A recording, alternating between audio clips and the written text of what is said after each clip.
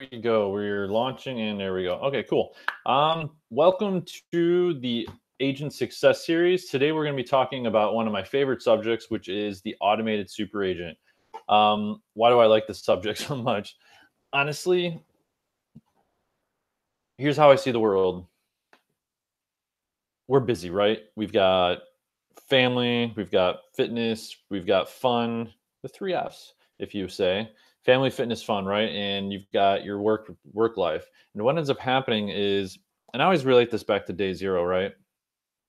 So day zero, just got my license, just started a new lead gen activity, just whatever it ends up being. You've rededicated yourself to the business and you say to yourself, you know what? I'm going to make this happen. And so what ends up happening is you jump in and you start to build off a kind of a plethora of leads. And what ends up happening is month one, it's really easy because maybe you get 20, maybe you get 10, maybe you get 30, maybe you get a 50, maybe you get 100 leads that month. But it's pretty easy when you've got nothing else to do to manage those leads. Um, Now you're month two, double what you just did the month before. Still strenuous. You can still do it. Month three happens, and you start to feel like you're being pulled at all ends, just trying to manage and process these leads because hopefully some of these people have said yes. You've got listings going on, you've got buyers you're out taking around, you're doing all this stuff, and you're still trying to stay on top of all these leads. And you hit day 91, so you're in month four, and you look back and you're like, well, here's the lead from day one that has not responded or is on they're months out. What does my life look like? What do my processes look like? What do my systems look like to make sure that that person doesn't get ignored, and that I can stay in touch with them organically, authentically, everything, throughout this process? So my quick story is I've been doing this for 17 years. It's weird saying that out loud, but it is what it is. Um, and when I look at it, my whole life has been revolved around, in real estate at least, on reminders, right? So back in the day, it was Microsoft Outlook, and I mastered the tasks, right? And I figured out how to program those and work those so that the tasks would always come up. I used to put things on my calendar. The problem was if I had a really busy Wednesday and I had 5 or 10 things that I needed to do on Wednesday, well, Thursday would roll in, and I'd have to go through all of Thursday's things, and then I'd have to go back and look at Wednesday. Oh, I got to do those too. I go, well, did I get everything done Tuesday? Did I get everything Monday? And so I was having to go through the calendar backwards to see what I could do. When I found that the idea of tasks, then it was just, look, they're all overdue. So I would do the black ones first, which meant I was good to go. And then I would do the red ones, which were the overdue tasks. So handle today's, the other ones were already late, pound those out. And I could do that. And if I had to skip a day because of whatever was happening, I was able to do that. But it's still a lot of manual stuff. So it could be send an email, send it off, make phone call, a million different things. Then the world of automation came in and be able to program and campaigns and things like that. And so that's pretty much what we're talking about today. So I'm going to pull up this PowerPoint. We're going to share this here real quick. And we're going to give me 2 seconds while I do this. And we'll be good to go. All right, let's pull this up. We're going to switch this over to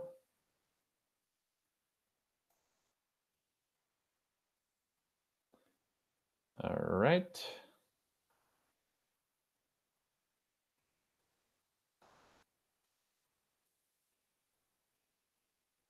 All right, like I said, let's see. Let's hide this. Find this a little bit easier to go through this way. And we're good. Okay, cool. So, long story short, um,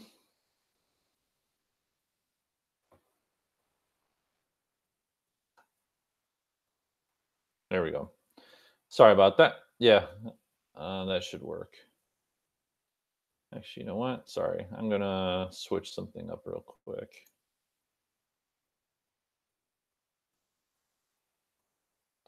Pardon me for a second. I'm just switching this up. Going to get a little tunnel vision here for a second. There we go. Much better. Okay.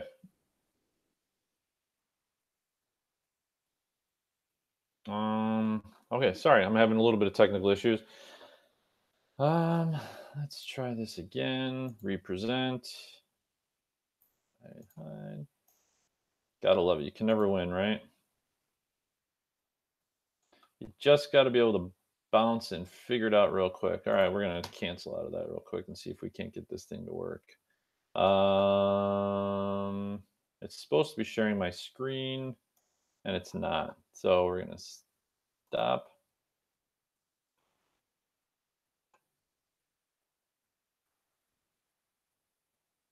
I'm gonna go back to what I was doing before because that seemed to be working better.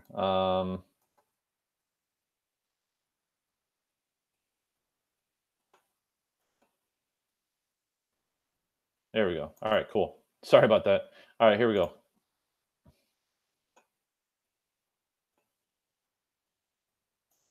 All right, so this is like I said, the conversation is the automated super agent. Um, so here's the way I look at the world, right? So when you're talking about this, I say everything is related to lead generation, right? So lead generation is absolutely the key to any successful sales career, anything at all. If you're in sales, you have to lead generate. You don't have a choice. You're either, what's the word I'm looking for? You're either reaching out to people that you already know, or you're reaching out to people that you don't know. So it's a combination of really both things that you're doing it right. And so inside of that conversation,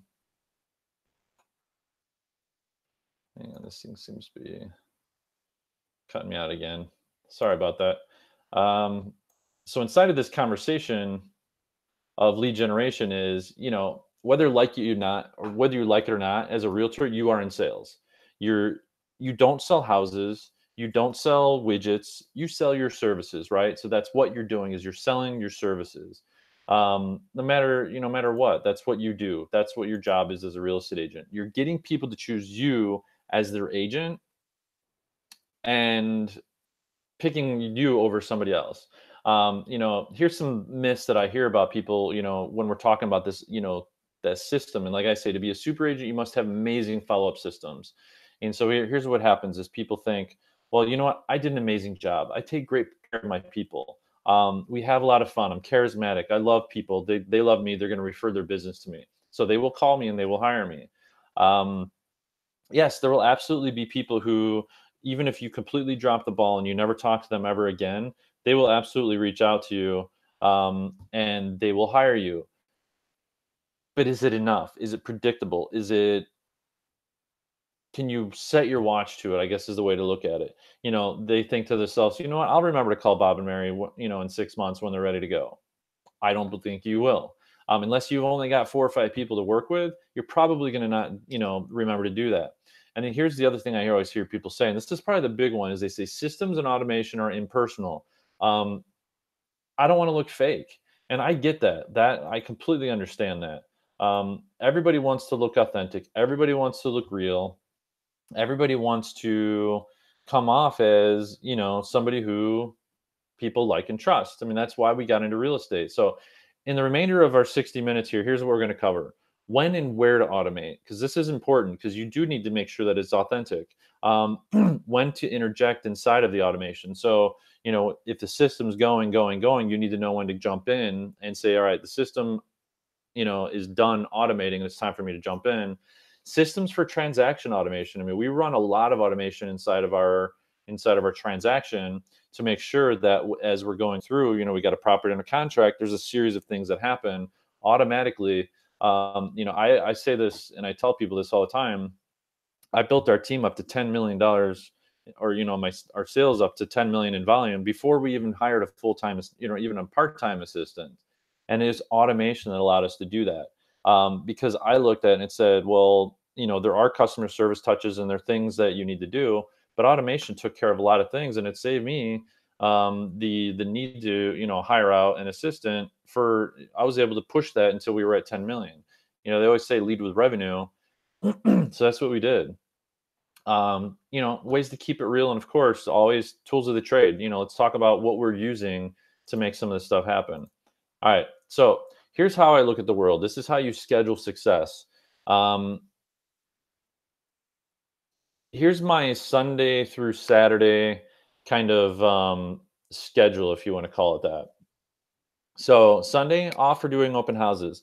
Add to the database. When I say add to the database, what you're doing is you're putting people in the system. You're doing different things that are going to add to the database. Mondays you should be doing prospecting and follow up. Tuesday, same thing. What Wednesday, Thursday, Friday, Monday through Friday you should be doing prospecting and follow up.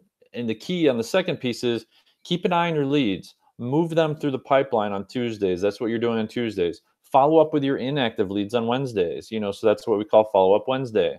Stay in contact with your sellers on Thursdays. Your job as a real estate agent, as a listing agent, is to basically, sell your clients home before they hate you. That's really, kind of a key thing to making sure that people rehire you again. Um, and then stay in contact with your under contracts. The biggest issue that I see people do in real estate is they get a buyer in a contract. Unless they have a really needy buyer, they don't really know what to do to add value to that person. And so they spend a lot of time trying to figure out ways to add value. And it shouldn't be that difficult to do. You just stay in touch with them. So that's kind of the way I would look at, doing what it is that you're trying to do. All right.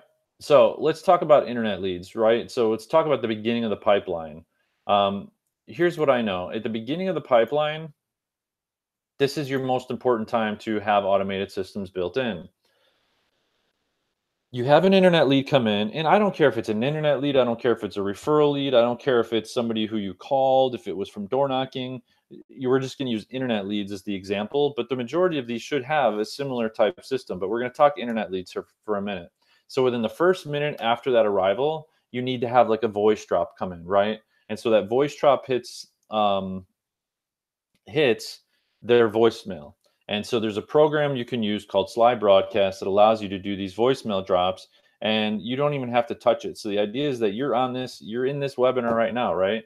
You're in this meeting and you have a lead come in. You're like, crap, I don't, what do I do? Or you're in a CE class or you're doing whatever and you can't get to that lead right away. Let the automation, let the system take care of it for you.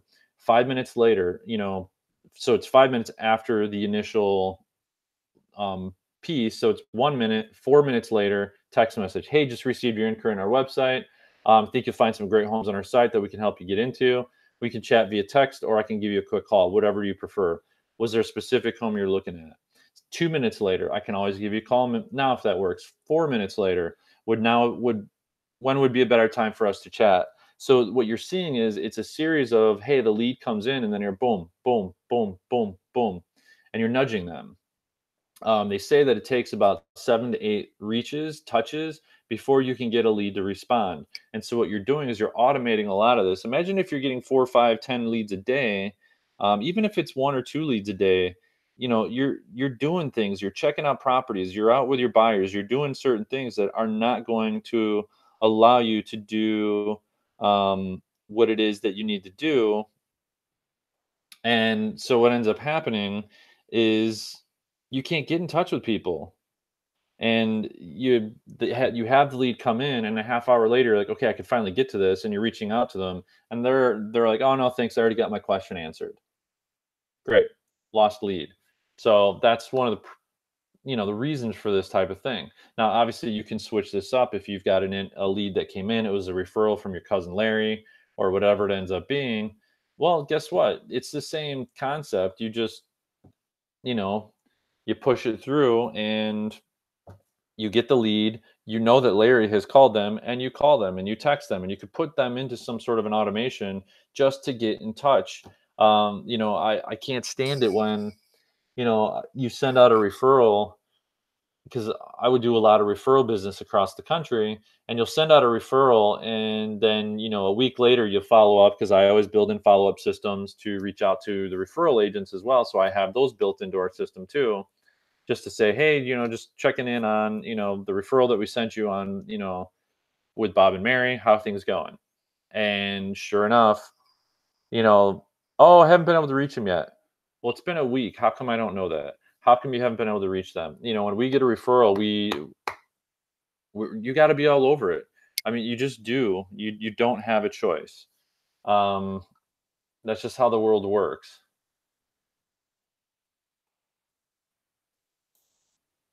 All right.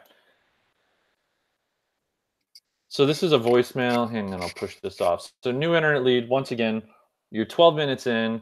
Now you're sending, this piece, and this is one of my favorite pieces on this with automation. Is your system can do, field merges, and so this field merge basically says, "Hey, I wanted to make sure I have the right person. Is this Bob? Is this Mary? Is this whoever it shows up to be?" And what's beautiful about this is where I get the majority of my responses. This is where people respond.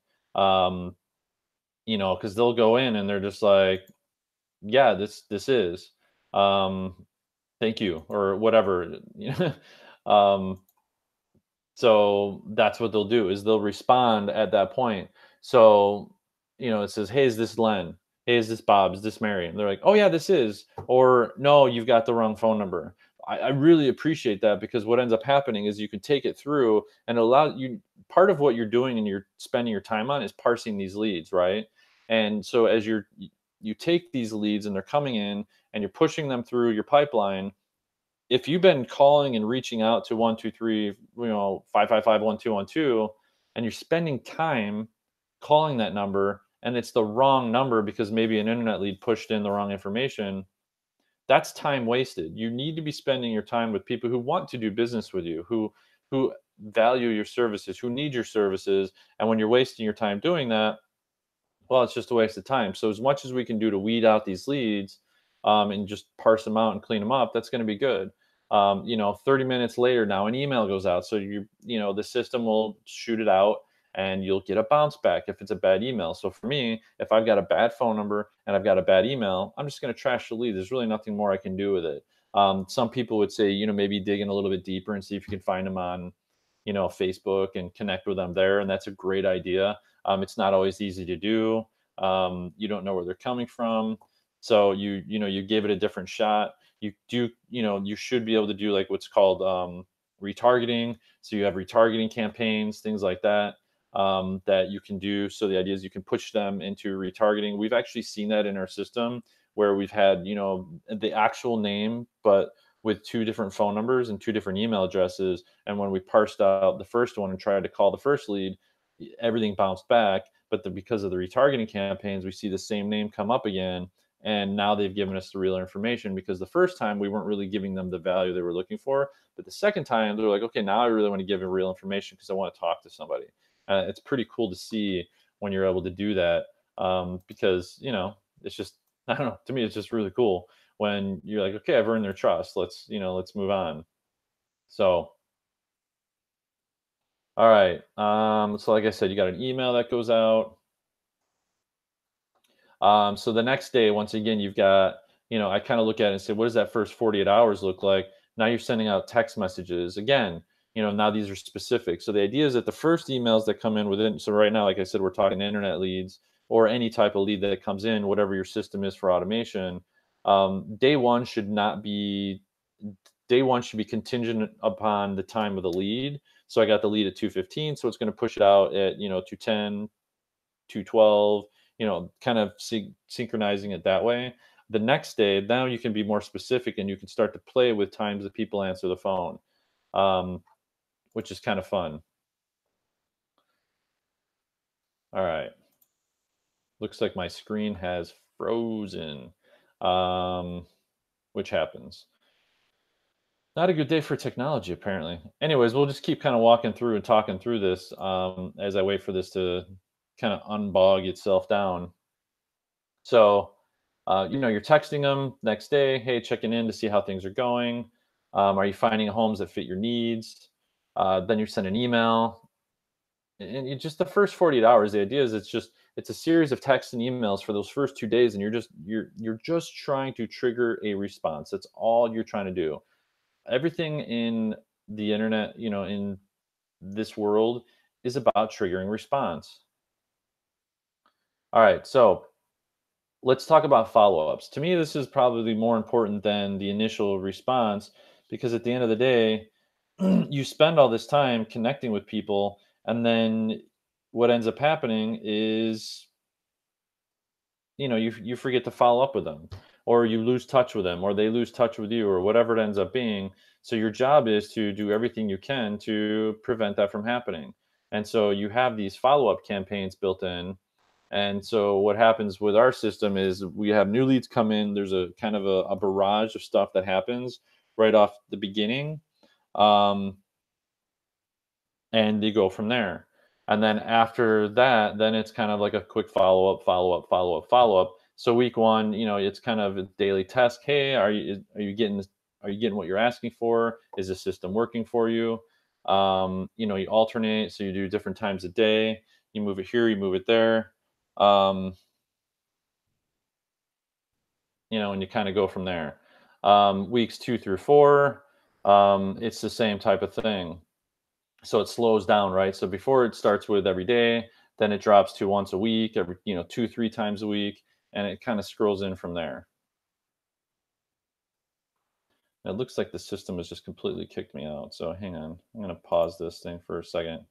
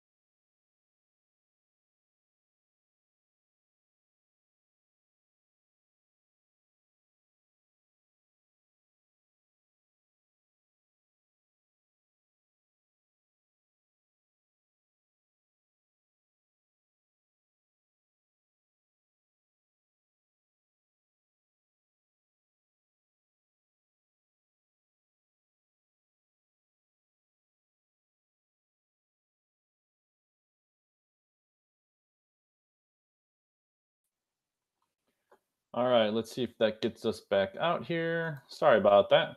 Um, yesterday, all of Facebook was down, and I was reading all this stuff last night about all these systems being down. And it was interesting because, we rely so much on our social media and these different things. So it was really kind of bizarre to see all that happen. So I was multiplying because we were also doing Facebook Live on this. So I'm thinking that maybe the Facebook live stream um, kind of screwed up the broadcast. So, anyways, back to where we were. I'm gonna re-share the screen that we're on, and then kind of go, back to where we were. Like I said.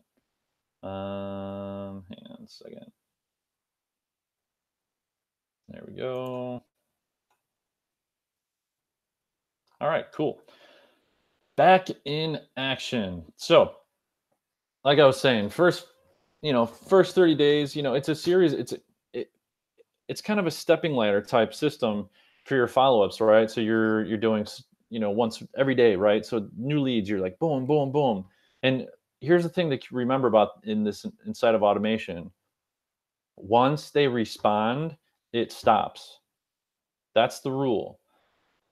Once they respond, it stops. That's all you're trying to do is trigger a response. Once you've got the response, you're done. And then you go into manual. And then the idea is that, once you kind of have an idea as far as what their needs are, then you're able to jump back in and kind of assess what they're looking to do, all that other stuff, and, have other campaigns built. So for instance, we have what we call a nurture campaign that if they're not looking to do something for a while, well, then you just jump them in there, you know? And so this is, like I said, this every 30 to 60 days. I mean, even leads that you get, I put them on these campaigns. Bob and Mary, who are past clients of mine, refer their cousin Steve over to me.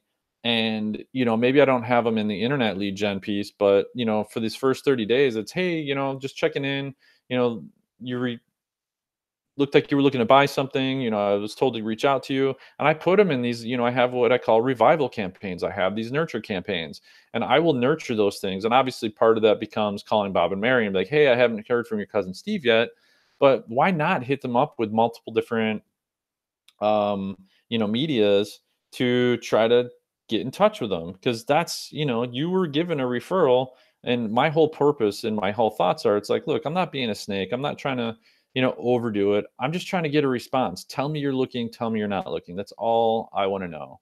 Right. And then, this is kind of like every 3 days, then every 5 days. So it really kind of slows down. And you'll be surprised what ends up happening is people will all of a sudden out of nowhere, months, almost sometimes literally years later. I got one, gosh, probably about 3 weeks ago, and the guy has been silent for 9 months. And he's like, yeah, we're going to be ready to go. Our lease ends up in September. You're my guy. I'm like, okay. So 9 months, no response. That's his response. So you can't think that just because they're not responding to you, that they're not getting your information, that they're not going to choose you. It's the same thing. Like if the tire place, keeps calling me over and over and over again, I'm not going to answer the phone. I'm not going to respond. I don't need tires. I don't need tires. I don't need tires. Guess what? When I break down on the side of the road, guess who needs tires? This guy. And who am I going to call? Well, probably the people who've been following up with me. You are, at the end of the day, whether you like it or not, you are a service provider. You are a vendor. So, as a vendor, as a service provider, your job is to just be there, available, present your value proposition, and when they're ready to go, you be the one that they call. Your job is to build mind share in the minds of the consumer. That's it. So, we can't take it personally when we don't hear responses, but the automation allows all that stuff to happen behind the scenes so that you don't have to be the one who's manually doing it. Because there's nothing worse than spending all of your time pushing, stuff through, and, not having, I don't know, if you're manually doing it and you're not getting responses, it's going to become very cumbersome. If you're automatically doing it and then you see responses come through that you had forgotten about people, that feels like magic. It's not as exhausting. So you spend your time, and this is really what it boils down to. If you write down one thing, if you remember one thing from this entire session today, this is probably what I would like for you to remember. And this is really the trick. Is This is the thing. The whole purpose of automation is so that you spend your time working with people who can do something now. The people who need you now. If I've got a buyer who's looking for something very specific, if they're on a very tight timeline, I have two obligations. I have my first obligation to that person who has a deadline. I am now officially their fiduciary. They have chosen me. They said, Len, you're my guy. I'm trusting you to get me into the house of that I need, of my dreams, whatever it ends up being. You also have an obligation to yourself and your business and your family and your goals. And you can't do both if you one drop every all of your future business to service the one client. You have to service your clients. Absolutely. I would never tell you not to service your clients, but you can't do lead generation while you have no clients, service your clients, and then go, okay, well, now that I'm done with these clients, I'll go find more clients, because then your business does this.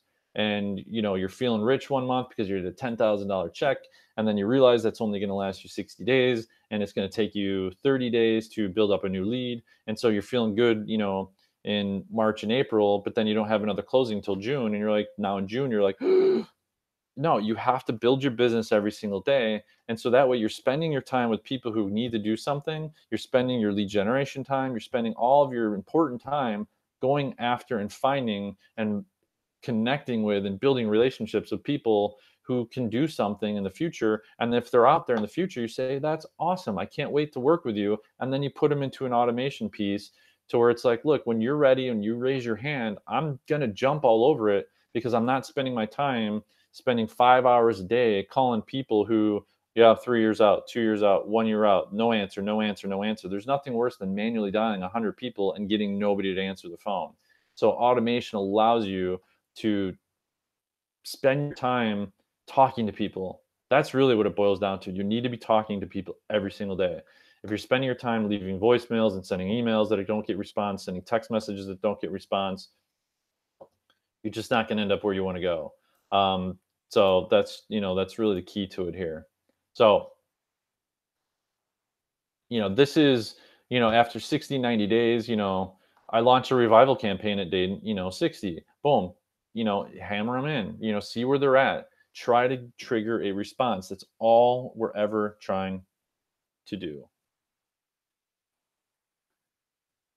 90 days plus, there's a nurture campaign, so that I push the status of the person into what we would call like an inactive status. Or if I haven't heard back from them at all, I put them as unqualified, so I'm still going to load them into some lead gen and try to get in touch with them. But if they've raised their hand and said I'm months out, I'm going to either put them into a wash or an inactive status.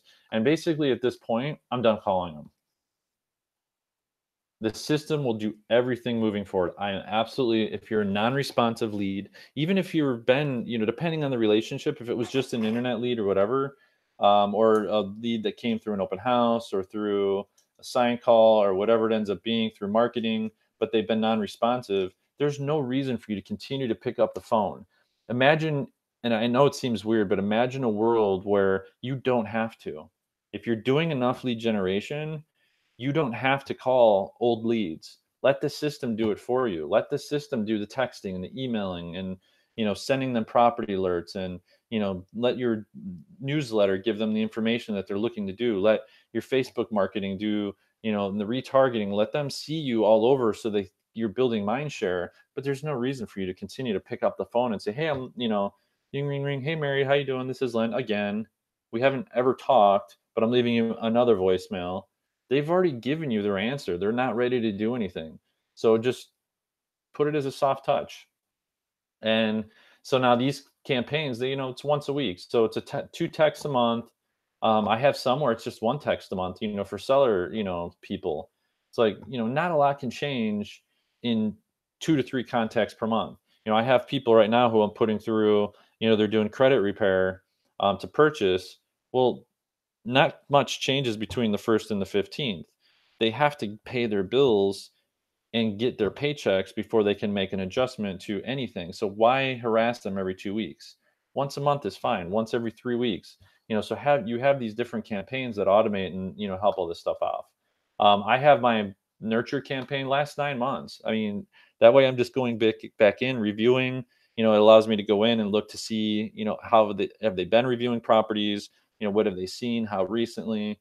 What's been their activity level? What's been their interaction, even though they haven't reached out personally and said, "Hey, Len, I want to talk." All right.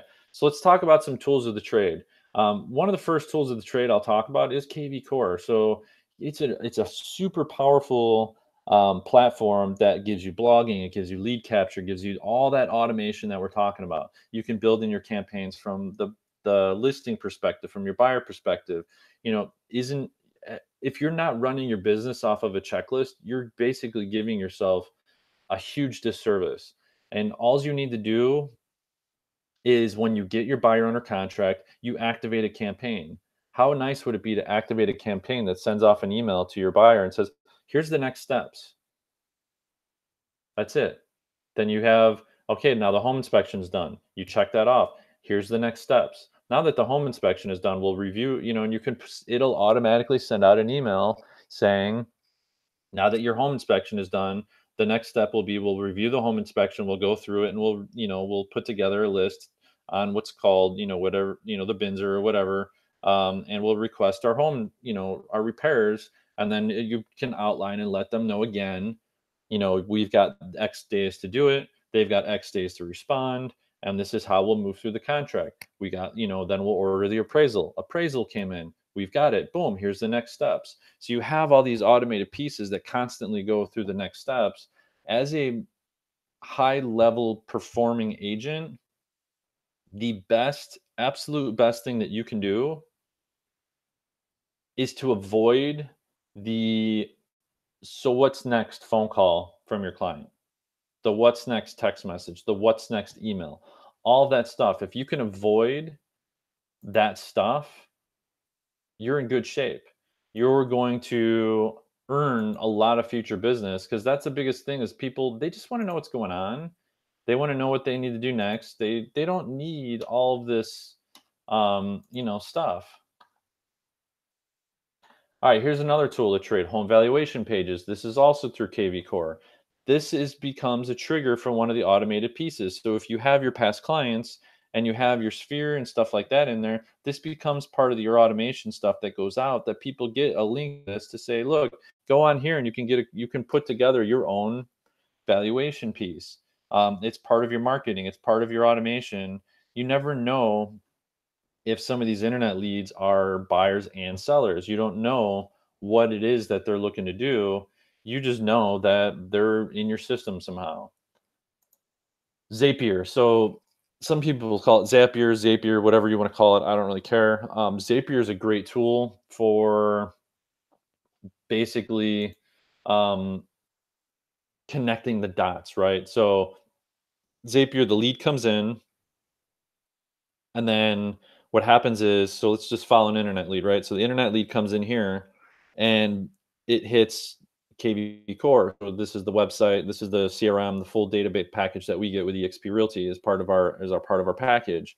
So it, as a powerful tool, it has a connection with Zapier. So it comes in, and then once it comes in, it's, I've got it coming in with a certain tag or information. I know where it came from, right? I know this is an internet buyer lead, right? So boom, it tells Zapier, drop this voicemail. So Zapier tells another program called Sly Broadcast to drop a voicemail. And then it continues to go through and it does the texting, all that other stuff. When they respond, the campaign switches status. I have a program to stop, once it switches status, kill the campaign, and it allows me to go in. Now I jump in manually and I assess, and sometimes I'll just reassign to another campaign.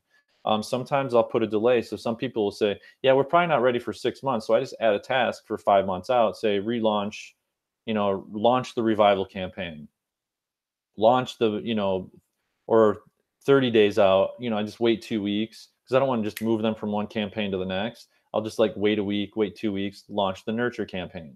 So they've already told me they're 6 months out. Great. Now I'll move into nurture, but I don't want to do it right away. I like to put a delay in it, and I do it that way. So this allows you to go ahead and do this. And Zapier is a way to, the other thing that Zapier is really awesome for is most people have like either Android phones or they've got Gmail on their iPhones.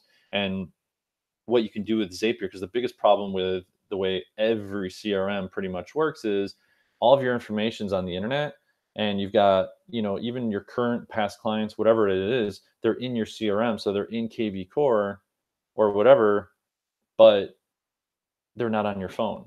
So you have to manually put them in KV Core or your whatever database you're using, and then you got to manually add them to your phone.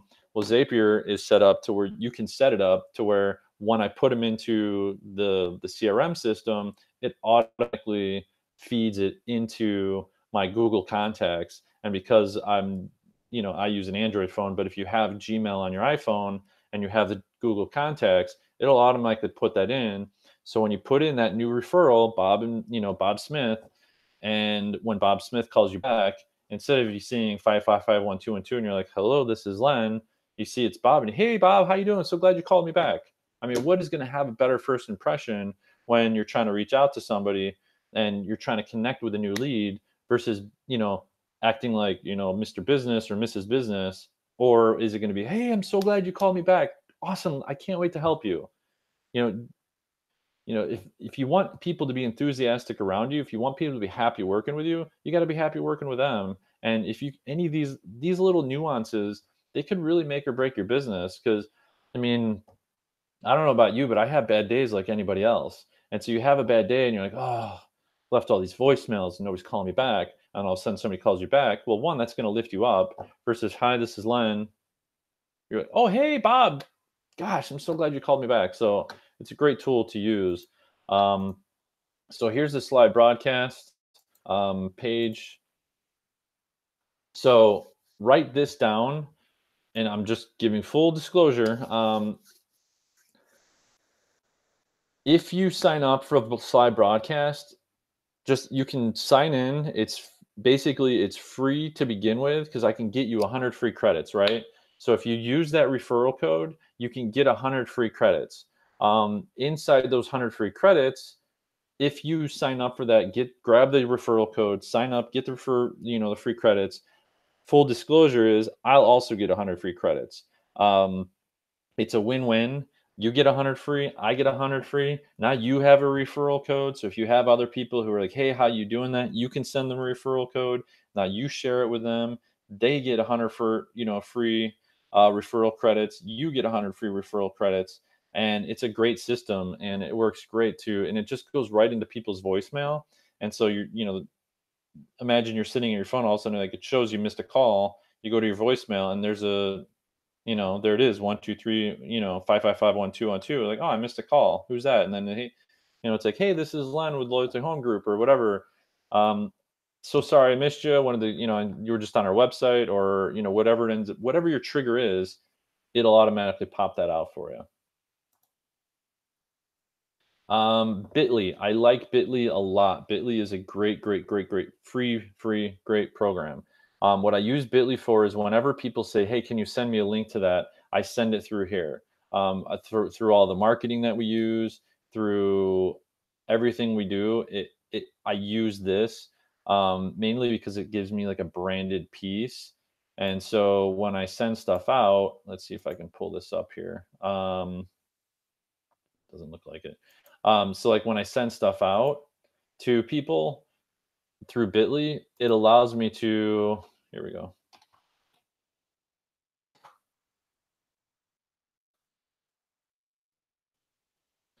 So for instance, I had this campaign that went out the other day, 160 people clicked on it. I put this one out the other day, 31 people clicked on it. So I can see how good my campaigns are running. If I'm sending off direct to people, like we're doing open houses and we want to market the open house, I can see how many people click through it. I can see where the referrals come from. Is it, like this one here with 160, 159 came from Facebook. So that's where I ran the ad. And it was a free ad. So That's a lot of click throughs. And I can see, okay, what are my clicks to leads on these things? And you got a probably good, half a dozen on this, or more. And, that's pretty good for, free advertising. I've paid more for less. So, it's just definitely, it's a good little program. It's free. You can set it up to where it's branded. So I've got two subdomains. So I've got Loyalty Home Group is my main website, and then Loyalty HG is a separate domain that I own. So everything goes out branded. And that way it's not bit.ly.com, bit.ly slash, googly goop. I can brand it, and it makes a big difference when, people will click through something that looks more branded versus something like over here. Look, one click, and it's even that was branded with gobbledygook. The stuff that's branded gets better hits. It just does. Um, there's really no denying that. Okay. Other tools of the trade. Well, apparently that's it. Here's the thing. Um, Automation in closing, basically, you got to be authentic. Um, when I first started exploring this concept and this idea of automating the majority of my business, as far as that goes, and the transaction pieces, the biggest thing that I did was I just took a Word document that I kept open on my computer screen at all time because I opened up KV Core, I looked at the back end, and it's blank, right? And they have some stuff templates that you can use, and I read through them. They looked a little bit too canned for me personally. I'm not big on kind of. I mean, I like canned presentations. I think they're important, but I'm not really big on copying what everybody else does. And so what I was doing was is I was responding to people manually via text message, through the process. If I started to hit, once or twice and I'm like, okay, I need to like send the same message out multiple times, I slow down and I put it in the Word document. And then I just put some notes above the, where I think it should go. Next thing you know, I had like a 20-page Word document, and I just took that and I programmed it into KV Core. It's super easy to do, but it allowed me to personalize what it is I was trying to say, and that's why I didn't really like the canned ones. I mean, the canned ones are better than nothing, but I needed it to be sound like me. I needed to, I misspell words. I have bad punctuation or no punctuation. um, every text that goes out doesn't have my full signature. So like for instance, the first one is, when we, do an automated campaign, I introduce myself again, even if I've already had conversations with them. It's like, just checking in to see if you're still looking for a house. Give me a call when you get a moment. Len Nevin, Loyalty Home Group at EXP Realty. Then 2 weeks later, just says Len. And then like every six, probably five or six, I'll just make sure I put in the full disclosure, because the way I look at it is, it's always makes me laugh when people say, well, who is this? I'm like, scroll up. If I look at any of my text messages here on my phone, I can look and I can go, one, if I have a name, I know who it is, but I can scroll up and go, oh, there it is, that's Bob. Oh, okay, that's who it is. So people, it's a communication piece. It's a scrollable piece.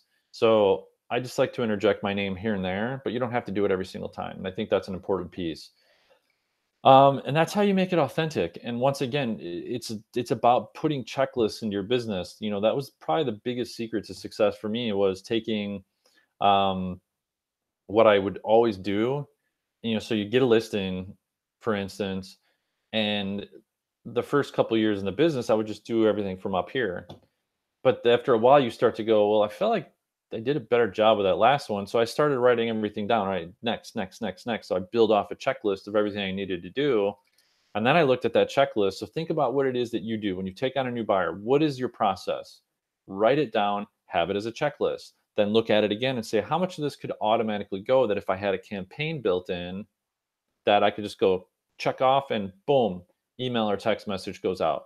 We have it set up even to where, um, you know, just simple stuff. It tells them, hey, you've got a home inspection at 4 o'clock on Tuesday, just goes out, and then a reminder goes out.